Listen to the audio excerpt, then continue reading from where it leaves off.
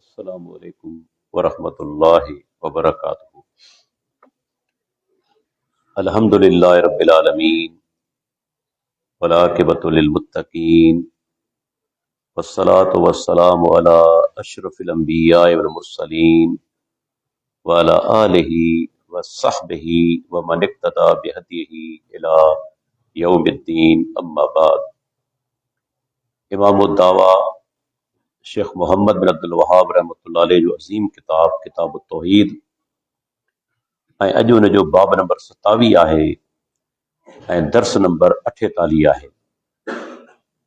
शेख इन बाब जो उनवान क़ाइमु कयो आहे मा जा फित ततय्युर, त बदशुगूनी ऐं बदसवण करण जो बयान। शेख मोहम्मद बिन अब्दुल वहाब रहमतुल्लाह अलैह पंहिंजे इन अज़ीम किताब किताबुत तौहीद में लगातार उहे अफ़आल ऐं अक़वाल ज़िक्र कंदो थो वञे जेके तौहीद जे उबतड़ आहिनि। बदशुगूनी करण या बदसवण करण बि हिकु क़िस्म जो शिरक आहे, छो त इंसान अल्लाह खे छॾे ग़ैर ते एतमाद तवक्कुल करे थो ऐं अहिड़ो अक़ीदो इख्तियार करे थो जंहिंजी का बि हक़ीक़त कोन्हे, सिर्फ़ हिकिड़ो वहम ऐं ख़्याल आहे। अरबी ज़बान में ततय्युरुन जो मादो 3 हर्फ़ आहिनि, तौ, या ऐं रा, ऐं जॾहिं इहे 3 अखर गॾिजनि था त तैरुन अरबी में पखी खे चइबो आहे। जाहिलियत दौर में अरब छा कंदा हुआ, जॾहिं कंहिं कम ते रवाना थींदा हुआ या कंहिं सफ़र ते त पखी खे उॾाईंदा हुआ। जेकॾहिं पखी साॼे तरफ़ उॾामी वियो त उहो कंब कंदा हुआ ऐं सफ़र ते बि वेंदा हुआ, पर जेकॾहिं पखी खाॿे तरफ़ उॾामी वियो त पोइ न उहो कमु कंदा हुआ ऐं न वरी सफ़र कंदा हुआ। उन्हनि जो अक़ीदो हो त जेकॾहिं हाणे इहो कमु कबो त यकीनन नुक़सान थींदो। हाणे अहिड़ो अक़ीदो यकीनन शिरक आहे, छो त इंसान पंहिंजे ख़ालिक ऐं मालिक जे बजाए पखी, जानवर, वक़्त या कंहिं जाइ खे फ़ाइदे पहुचाइण वारो या नुक़सान पहुचाइण वारो सम्झे थो। अरबी ज़बान में अतय्यरतो असल में मस्दर आहे, ततय्यर यततय्यरो मां। जीअं क़ुरान मजीद में बि इन क़िस्म जो हिकिड़ो मस्दर आयो आहे अल ख़ैरतु, तख़य्यर यतख़य्यरो बाब तफ़अलुन मां, इहे मस्दर आहिनि। पर अहले इल्म जे नज़दीक इन वज़न ते इन बाब मां सिर्फ़ 2 मस्दर अचनि था, हिकिड़ो अतय्यरतो ऐं ॿियो अल ख़ैरतो। सिर्फ़ 2 मस्दर इन वज़न ते अचनि था, टियों मस्दर असांखे मालूम न आहे। उन खां पोइ शेख क़ुरान मजीद जी आयत आंदी आहे सूरह आराफ़ जी, जंहिंमें ज़िक्र आहे फ़िरौन ऐं उनजी क़ौम जो।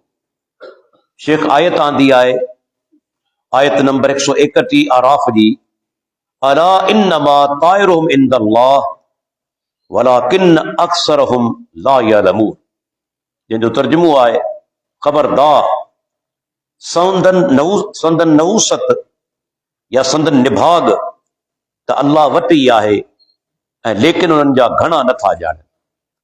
हाणे पूरी आयत हिन तरह आहे त जॾहिं फ़िरौन ऐं उनजी क़ौम ते का ख़ुशहाली आई थिए त चयाऊं हीउ त असांजो हक़ आहे। चवंदा कालू लना हाज़िही, इन में लाम इस्तहकाक जे लाइ त इहो असांजो हक़ आहे। वइन तुसिबहुम सय्यतुन, जेकॾहिं उन्हनि खे का बुराई पहुचंदी हुई, यततय्यरू बिमूसा वमन माहू, त पोइ मूसा अलैहिस्सलाम ऐं संदसि साथियुनि मां नहूसत वठंदा हुआ। नऊज़ु बिल्लाह। अला इन्नमा ताइरुहुम इंदल्लाह, अल्लाह ताला फरमाए ख़बरदार इन्हनि जी नहूसत अल्लाह वटि ई आहे, वलाकिन अक्सरहुम ला यअलमून, लेकिन इन्हनि मञा घणा नथा ॼाणनि। हाणे फ़िरौन ऐं उनजी क़ौम जे बारे में अल्लाह ताला फरमाए थो, जॾहिं बि ख़ुशहाली ईंदी हुई, फरावानी माल जी थींदी हुई, त अल्लाह जो फज़ल सम्झण जे बजाए पंहिंजी महिनत अक़ल जो नतीजो सम्झंदा हुआ। चवंदा हुआ त लना हाज़िही, असांजो ई हक़ आहे, असां लाइ आहे।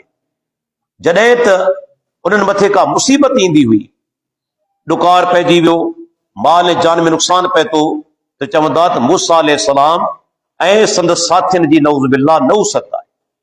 जीअं तव्हां ॾिठो हूंदो त हिन दौर जे अंदरि बि जेकॾहिं को माण्हू तौहीद सुन्नत ते अमल करे थो ऐं उनजे हूंदे मौजूदगी में का आफ़त अचे थी, त बाद औकात माण्हू चवंदा आहिनि बाबा हिननि जे करे आहे, ही जेके फिरियल आहिनि इन्हनि जे करे मुसीबत आई आहे।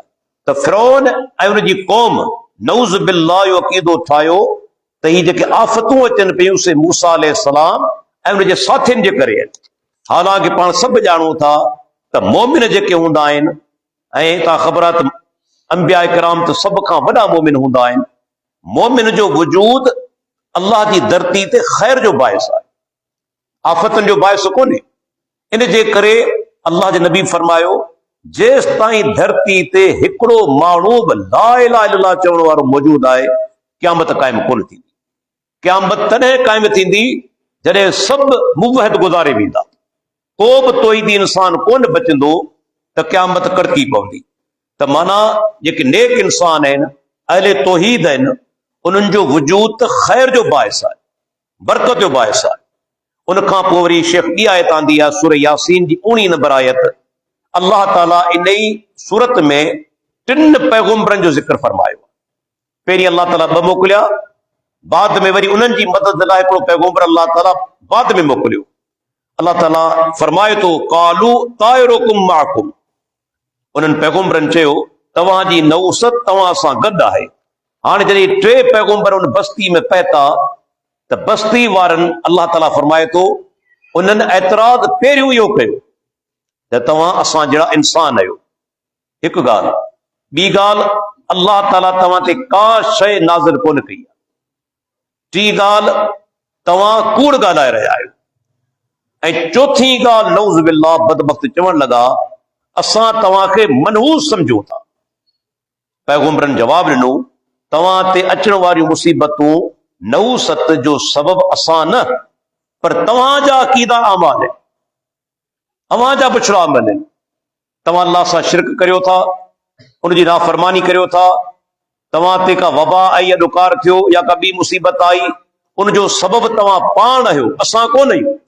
छो त तव्हां अल्लाह ताला जी तौहीद जो इनकार कयो आहे, रब्बुल आलमीन, इन जे करे तव्हां ते मुसीबतूं आंदियूं आहिनि। ऐं उन खां पोइ शेख हदीस आंदी आहे, सही बुखारी जे सही मुस्लिम जी, अन अबी हुरैरत रज़ी अल्लाह अन्हु अन रसूलुल्लाह सल्लल्लाहु अलैहि वसल्लम क़ाल ला अदवा वला तयरत वला हाम वला सफर वज़ाद मुस्लिमुन वला नौ वला हूल। इन हदीस जी जेका माना आहे, अल्लाह जे नबी फरमायो त बीमारी मुतअद्दी न हूंदी आहे, बीमारी विचड़ंदड़ कोन हूंदी आहे। हाणे हिते हिकिड़ो सुवाल थो पैदा थिए, अल्लाह जो नबी चवे थो त बीमारी विचड़ंदड़ कोन्हे, मुतअद्दी कोन्हे, हिकिड़े मां ॿिए खे कोन थी लॻे, लेकिन ख़ुदि अल्लाह जे प्यारे पैगंबर असांखे अहिड़ा अहकाम ॾिना आहिनि जिन मां सबूत मिले थो त बीमार माण्हू खां परे रहण, इन जो बि शरीयत हुकम कयो आहे। ये अल्लाह जे नबी जो फरमान आहे, ला यूरिदु मुमरिजुन अला मुसहिन।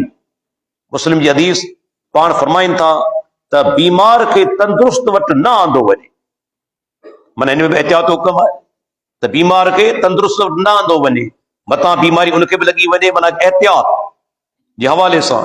अहिड़ी तरह अल्लाह जे नबी फरमायो, फिर मिनल मजदूम कमा तफिरु मिनल असद, तूं कोड़ जे मरीज़ खां ईअं भॼ जीअं तूं शींहं खां भॼी थो। माना इन हदीस जे अंदरि बि माना त उन मरीज़ खां एहतियात करण जो कमु आहे। अहिड़े नमूने सां टी हदीस आहे, अल्लाह जे नबी जो फरमान आहे त जंहिं इलाइक़े में ताउन पखड़जी वञे उते तव्हां दाख़िल न थियो, पर जेकॾहिं तव्हां इलाइक़े में मौजूदु आहियो ऐं ताउन उते थी पवे त उतां भॼी न निकिरो। हाणे 3 हदीसूं ॿुधाइनि थियूं त इंसान खे बीमारी खां एहतियात करणु घुरिजे। ऐं पहिरीं हदीस चवे थी त अल्लाह जो नबी फरमाए थो त बीमारी मुतअद्दी कोन हूंदी आहे, विचड़ंदड़ कोन हूंदी आहे। हाणे सुवाल थो पैदा थिए, ॿिन्ही में तत्बीक कीअं ॾिजे? छा नऊज़ बिल्लाह सां तसवुर करियूं त अल्लाह जे नबी जो फरमान हिक ॿिए जे ख़िलाफ़ आहे, हिक ॿिए जो उबतड़ आहे, तनाकुज़ आहे? कंहिं बि सूरत में न। मुहद्दिसीन किराम उन में तत्बीक हीअ ॾिनी आहे त बीमारी बिल्कुलु पकड़जे थी उनजो असर बि थिए थो, विचड़े बि थी, लेकिन अल्लाह ते तवकुल मोमिन जो हुअणु घुर्जे त रब जे करे नथो चाहे त बीमारी बि कोन लॻंदी। एहतियात करणो आहे उनखे, पर तवकुल कहिड़ो करणो आहे? अल्लाह ते भरोसो। रब न चाहींदो बीमारी कॾहिं कोन लॻंदी। तव्हांजे साम्हूं ही कोरोना आहे, तव्हां ॾिसो पूरी दुनिया मुतासिर थी। घणो करे तव्हां ॾिठो हूंदो वॾा माण्हू मो आहिनि, दौलतमंद डॉक्टर, पर उते तव्हां ॾिसो असांजा केतिरा ग़रीब माण्हू जिन कंहिं बि क़िस्म जो एहतियात न कयो आहे, जेके वीचारा नाक़िस ग़िज़ा जो शिकार, तिन खे बीमारी लॻी बि कोन्हे। इहा अल्लाह जे हुक्म जे तहत आहे। माना हदीस न मज़ा छा थो साबित थिए? अल्लाह जे मशियत जे तहत आहे। रब न चाहींदो कॾहिं कोन लॻंदी। भले तव्हां एहतियात न बि करियो, ऐं रब चाहींदो तव्हां एहतियात बि कंदो तॾहिं बि लॻी वेंदी। ऐं पाण अहिड़नि माण्हुनि खे सुञाणा थो जेके मुंहं तां मास्क कोन लाहींदा हुआ, जेके मिलण लाइ तयारु कोन हुआ, उनखे कोरोना लॻी वई, के मरी बि विया, के मरी बि विया। ऐं तव्हांजी हिन ई मस्जिद अंदरि अल्हम्दुलिल्लाह तव्हां ख़बर आहे, कॾहिं हिकु ॾींहुं बि पाण जमात कोन छॾी, हिक ॿिए खां धार कोन थियासीं। अल्लाह जो फज़ल करम सां कंहिंखे बि कोन थी, या थी हूंदी त को नुक़सान कोन थियो। माना इहो दलील आहे त अल्लाह जेसि ताईं न चाहे तेसि ताईं बीमारी बि नुक़सान नथी पहुचाए सघे। उन खां पोइ अल्लाह जो नबी फरमाए थो वला तेरत, बदशुगूनी या बद सवण करणु इन जी का बि हक़ीक़त न आहे। माना इंसान खे कम ते वञे पियो, अजायो हुनखे ख़्यालु अची वञे, वहम थी वञे, बिलफर्ज़ घर खां ॿाहिरि निकितो, का ॿिली रस्तो माना त कटे वई, हाणे सोचे त मुंहिंजो कमु कोन थींदो। अहिड़ा माण्हू जाहिल आहिनि। या घरां निकितो के पोयां सॼो, हिन माना त सोण कयो त मुंहिंजो कमु कोन थींदो। कॾहिं वरी छा थींदो आहे, अजीब क़िस्म जा ख़्यालात हूंदा आहिनि त बाबा जेकॾहिं घर ते कांग अची वेठो, पक माण्हू मरंदो। या के माण्हू ते नज़र पई सुबुह जो, बाबा कमु कोन थींदो। या किन ख़ासि ॾींहंनि ते ख़ासि तरफ़ माण्हू सफ़र कोन कंदा आहिनि। अरबा जो ॾींहुं आहे, अंगारे जो ॾींहुं आहे, बाबा उतर कोन्हे वञणो। माना अजीब अजीब क़िस्म जा उन्हनि सोहण कया आहिनि, बदशुगूरियूं कयूं आहिनि।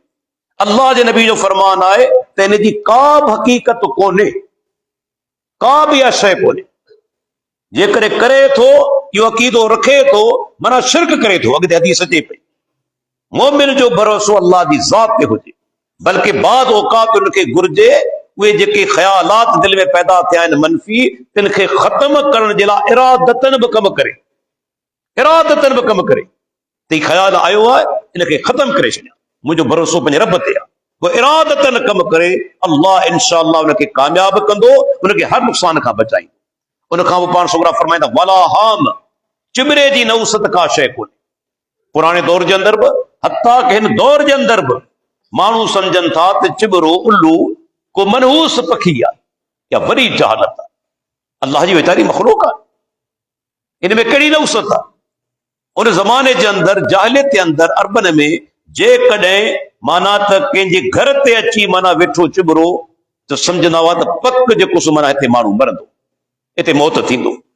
ऐं चवंदो आहियां जिन जे घरनि ते कांग नथा वेहनि या चिबरा नथा वेहनि, उहे सभु जहिड़ा वेठा आहिनि, उहे कोन था मरनि। बाबा मरणो त आहे न, इहो त मरण त इंसान खे हर सूरत में मरणो आहे न।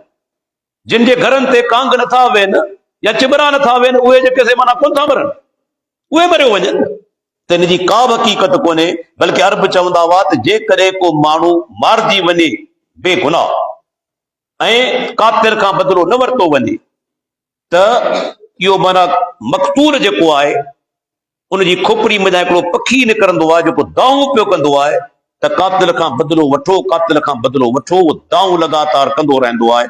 अल्लाह जे प्यारे पैगंबर फरमायो इन जी का बि हक़ीक़त कोन्हे, का बि हक़ीक़त कोन्हे त को चिबरो नऊ माना मनहूस पखी आहे। मूंखे हाणे जी ॻाल्हि यादि आहे, क़रीबन साल मस थींदो, असांजी मस्जिद जे हिन वण जे अंदरि हिकिड़ो चिबरो वीचारो अची फाथो, को माण्हू वेझो न पियो वञे। बाबा नऊज़ बिल्लाह मनहूस पखी आहे। मुंहिंजो भाणे जो वीचारो चढ़ियो, उनखे वीचारे खे जलई, उनखे आज़ादु कराई, उन मञा फाथल हो मन वण जे अंदरि। पोइ जंहिं महिल मग़रिब जो टाइम थियो, त ख़बर आहे घणो करे राति जो उॾामंदो आहे, जॾहिं मग़रिब जो टाइम थियो तॾहिं उनखे उॾाए छॾियो। त एॾी जहालत हिन दौर जे अंदरि बि सम्झनि पिया थी पखी मनहूस आहे, वेठा न पिया वञनि उनजे वीचारे खे छॾाइण जे लाइ। माना उन दौर जे अंदरि जेका हालत हुई, मुसलमान वही सोचीनि अञा बि साॻी हालत अथनि, सुधरिया कोन्हनि। अक़ीदो एतिरो इन्हनि माण्हुनि जो किरियल आहे। उन खां पोइ अल्लाह जे नबी फरमायो वला सफ़र, सफ़र जी नवूसत का शइ कोन्हे। ॾिसो पैगम्बर अॼु खां 1400 साल अॻु में ॻाल्हि ॿुधाई। उन दौर जे अंदरि बि जाहिलियत में इहो तसवुर हो त सफ़र जो मैनू ख़राब आहे, न हिन में शादी कबी, न हिन में सफ़र कबो, न हिन में को कारोबार शुरू कबो। जेकॾहिं सफ़र कंदासूं, शादी कंदासूं, कारोबार शुरू कंदासूं, तबाह थी वेंदासीं, नुक़सान थींदो। ऐं तव्हां ॾिसो अॼु ताईं उहा जाहिलियत हली अचे। तव्हां कॾहिं नोट कयो आहे सफ़र जो मैनू जॾहिं ईंदो आहे तॾहिं तव्हांजा शादी हाल ख़ाली हूंदा आहिनि, प्रेस वारनि वटि शादी कार्ड कोन छपबा आहिनि। बाबा ही मैनू ख़राब आहे, माण्हू मरी पवंदा, सफ़र कोन्हे करणो, कारोबार शुरू कोन्हे करणो। वेही सोचियो, अल्लाह जो नबी चवे थो त जी का बि नवूसत कोन्हे ऐं को उम्मती चवे थो मनूस मैनू आहे, उहो प्यारे पैगम्बर नाफ़रमान आहे या कोन्हे? माना हुनजो प्यारे पैगम्बर फरमान ते ईमान ई कोन्हे। तूं पंहिंजे ईमान जी सोच कर, तुंहिंजो अल्लाह जे नबी जे फरमान ते ईमान आहे? जेकॾहिं पंहिंजो पाण खे चवी थो अल्लाह जे नबी सां मोहबत आहे, या कहिड़ी मोहबत आहे? पैगम्बर चवे थो सफ़र जी नवूसत का शइ कोन्हे ऐं तूं चवे थो मनूस मैनू आहे, कारोबार कोन थो करी, शादी कोन थो करी। माना सही सिधी ॻाल्हि आहे, अल्लाह जे नबी जे फरमान ते तुंहिंजो ईमान कोन्हे। हत्ता कि असांजे अदब जे अंदरि, लुगत जे अंदरि हिकिड़ी इस्तलाह मशहूर आहे, 13 तेज़ियूं। 13 तेज़ियूं छा खे चइबो आहे? त 13 ॾींहं जेके सफ़र जा इब्तिदाई आहिनि, शुरूआती आहिनि, इहे तमामु ख़तरनाक आहिनि। इन्हनि में माण्हू मरी पवंदा आहिनि, वॾा नुक़सान थींदा आहिनि। 13 तेज़ियूं बाक़ाइदा इस्तलाह मशहूर थी चुकी आहे। उन खां पोइ अल्लाह जो नबी चवे थो वला नओ, सितारनि जो माना त को बि किरदारु कोन्हे इंसानी तक़दीर सां, या सितारनि जे करे बरसाति कोन थी वसे। अॻिते पूरो बाब हिन ते अचे पियो इंशाअल्लाह अॻिए हफ़्ते।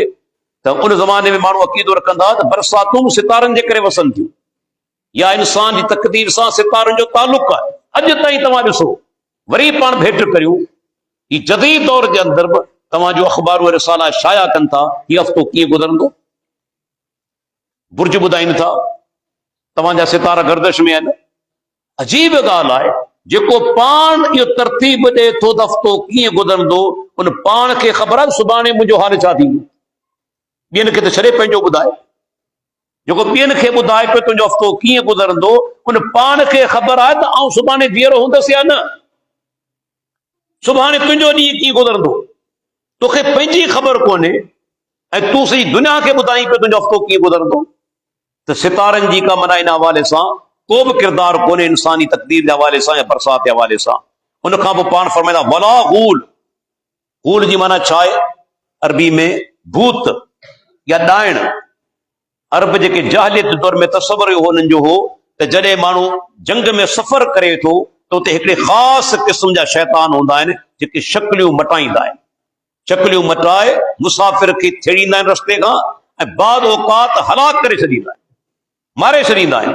अल्लाह जे नबी फरमायो इन्हनि जी का बि हक़ीक़त कोन्हे, जो इंसान खे छेड़े वञनि, मारे छॾीनि, इन जी का बि हक़ीक़त कोन्हे। हा, जिन मौजूद आहिनि, उन्हनि जे वजूद ई नफ़ी कोन्हे, वजूद आहे उन्हनि जो, जिन आहिनि, शैतान आहिनि, पर इंसान खे रस्तनि खां राति जो छेड़े छॾीनि, अहिड़े क़िस्म जी का बि हक़ीक़त कोन्हे। उन खां पोइ शेख वरी हदीस आंदी आहे सही बुखारी सही मुस्लिम जी, अनस बिन मालिक खां, त अल्लाह जे नबी फरमायो त बीमारी मुतअद्दी नाहे थींदी, न बदशगुनी का शइ आहे, ऐं मूंखे सुठो सवण या शुगून करणु पसंदि आहे। साहबा सवाल कयो अल्लाह जे रसूल, सुठो सवण छा आहे? पाण सगुरनि फरमायो सुठी ॻाल्हि जेका माण्हू खे खां ॿुधंदो आहे।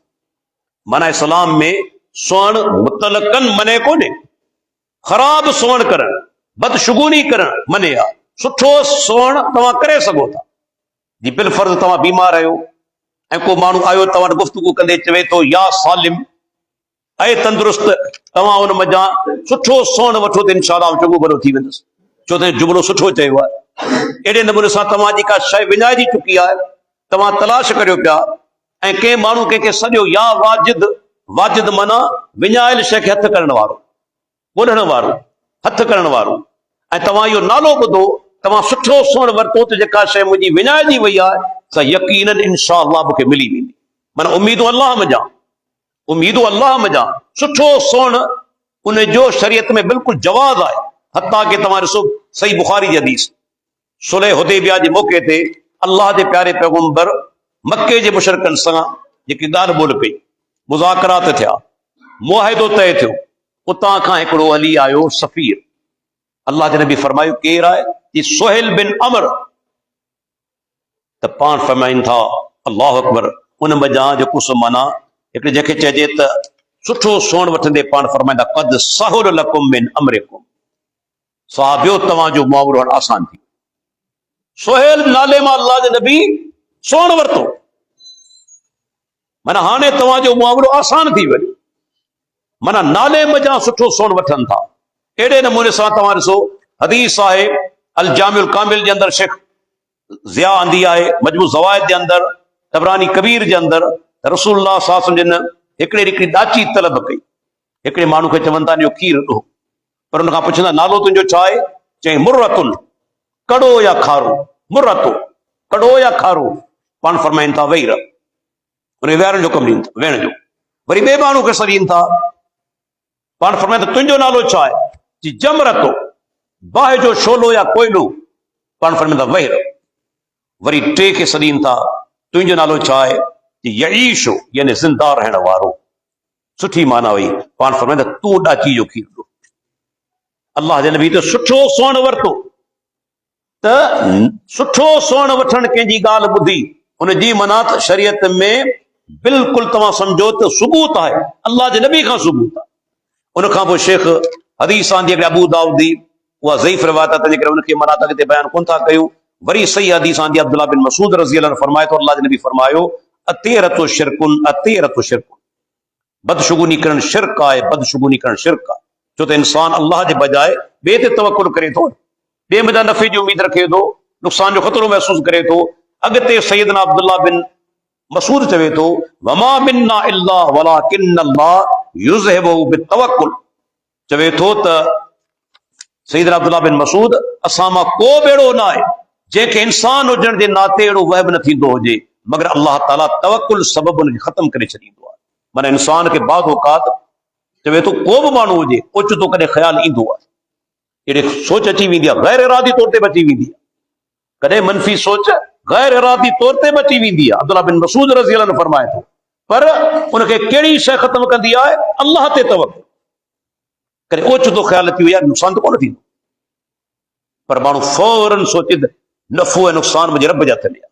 अल्लाह ते तवक्कुल करे उहो कमु करे, इंशाअल्लाह नुक़सान उनखे कोन थींदो। माना अल्लाह ते भरोसो करे। उन खां पोइ अल्लाह जे नबी दुआ हिकिड़ी सेखारी आहे त जॾहिं तव्हांखे माना त अहिड़े क़िस्म जो माना त सोण थिए त पोइ अल्लाह खां दुआ करो, अल्लाहुम्म ला ख़ैर इल्ला ख़ैरुक वला तैर इल्ला तैरुक वला इलाहा गैरुक। ऐं अल्लाह जेको भलाई आहे सा सिर्फ़ तुंहिंजे तरफ़ खां आहे। ऐं जेकॾहिं आहे पखी आहे, किन पखी जी माना कई आहे, किन वरी शुगून जी माना कई आहे तेर जी, उहो बि तुंहिंजे तरफ़ां ई आहे। वला गैरुक, ऐं तोखां सवाइ को इलाह कोन्हे मुंहिंजा रब। इहा दुआ पढ़ी छॾे त इंशाअल्लाह ताला दिलि जे अंदरि जेकॾहिं वहम आहिनि या जेकॾहिं माना त मुंझार आहिनि, इंशाअल्लाह ताला उहे सभु जेके माना दूर थी वेंदा इन दुआ जेके माना पढ़ण सां। त हिन बाब जे अंदरि शेख केतिरियूं हदीसूं जेके आंदियूं आहिनि, इन मां सबूत मिले थो त बद सोण करणु, बदशुगूनी करणु शिरक आहे। अलबत्ता उलमा इनखे शिरक असगर चयो आहे।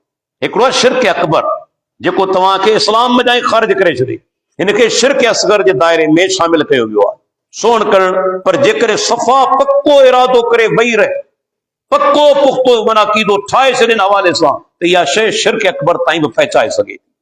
लेकिन उलमा हिनखे शिरक असगर जे अंदरि शामिल कयो आहे। मोमिन जेको हूंदो आहे उनजो मुकमल भरोसो अल्लाह जी ज़ात ते हूंदो आहे, उनखे यकीन आहे रब चाहींदो फ़ाइदो ॾियणु, दुनिया जो को माण्हू नुक़सान नथो पहुचाए सघे। अल्लाह जे करे नुक़सान पहुचाए को फ़ाइदो नथो पहुचाए सघे। तंहिंजे करे इहे सोण करणु ऐं माना त वहम करणु, बदशुगूनी करणु, यादि रखी छॾियो मुस्लमान जो कमु कोन्हे। इहे घणो करे तव्हां शयूं हिंदुनि में ॾिठियूं हूंदियूं, गैर मुस्लिमनि जे अंदरि ॾिठियूं हूंदियूं, पर जेकॾहिं मुस्लमान जो ईमान में एतिरो कमज़ोर थी वञे जो सोण करे ऐं बदशुगूनियूं करे, त उहो माण्हू पंहिंजो जाइदो वठे त कहिड़ी जॻह ते बीठल आहे। अल्लाह ताला खां दुआ आहे अल्लाह ताला असांखे हर माना त शिरक जे कम खां बचाए ऐं बदशोणी खां बचाए। अस्सलामु अलैकुम वरहमतुल्लाहि वबरकातुहू।